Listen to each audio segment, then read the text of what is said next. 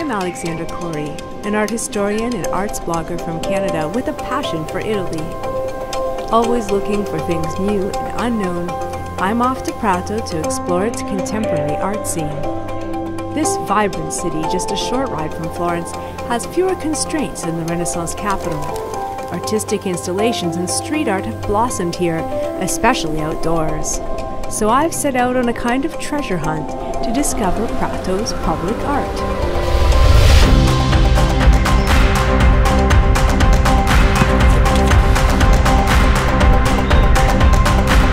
I start my journey at the Centro Pecci, a center for contemporary art in Tuscany.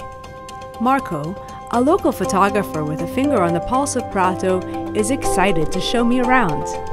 What a surprising structure! It looks like a golden flying saucer, and as if it could not contain all that creativity, sculptures are placed outside of the museum. The broken column by Anne and Patrick Poiret commemorates a life taken too soon. In contrast, Alberti Hein's Fountain of Youth promises eternal life. While the Pecci is at the edge of Prato, a sinuous sculpture by Henry Moore is portal to the historical center. I meet up with Kevin, an art history professor and campus dean at the University of New Haven in Prato. He shows me the heart of the medieval city, dominated by Palazzo Pretorio, the 13th century city hall that is now a museum. We're fascinated by the placement of a modern work by Jacques Lipchitz. His Prometheus strangling the vulture expresses the struggle between good and evil, humanity and intolerance. Prato was once protected by medieval walls, and now there are various porte, or entrances to the city. Against one part of the walls is a big metal mazzocchio, which I recognize as a shape that obsessed a lot of Renaissance artists. We check out the nearby cultural hub with a library and textile museum in what was once an important factory. I love the site-specific installation by Loris Cecchini, Climbing the Library Wall. Two other sculptures here are by artists born in Iran.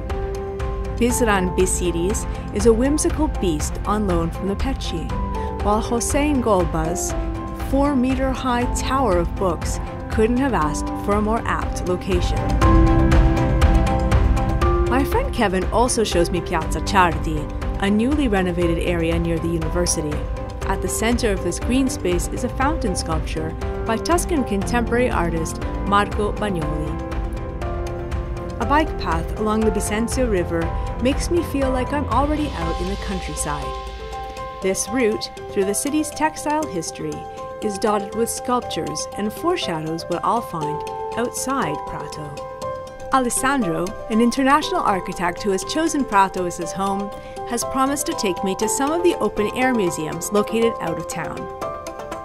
There's a green paradise of a park with works by local artist Quinto Martini in the residential area of Seano, 36 bronze sculptures from the 1930s to the 1980s, whose forms both Alessandro and I find charming and inspiring. Between factories, in the famous textile producing area of Montemurlo, we check out the newly inaugurated Fabbriche d'Arte, a narrow park that provides an artistic respite for people working nearby. In the Pratese Apennines, more than 400 meters up a winding road, I stop to chat with Nella, a 96-year-old resident of Luciana, a small town that has chosen to display art on every building.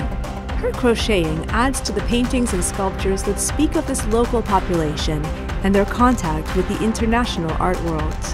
Montepiano is a small town in the cool mountains, close to the Emilia-Romagna border.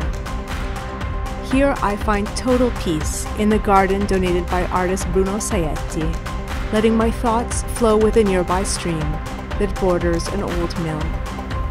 I've had a memorable time exploring Prato and its surroundings, where history and modernity seem to live in perfect harmony. I've seen a lot, which only confirms that there's more for me to explore in Prato, and I know I'll be back as soon as possible.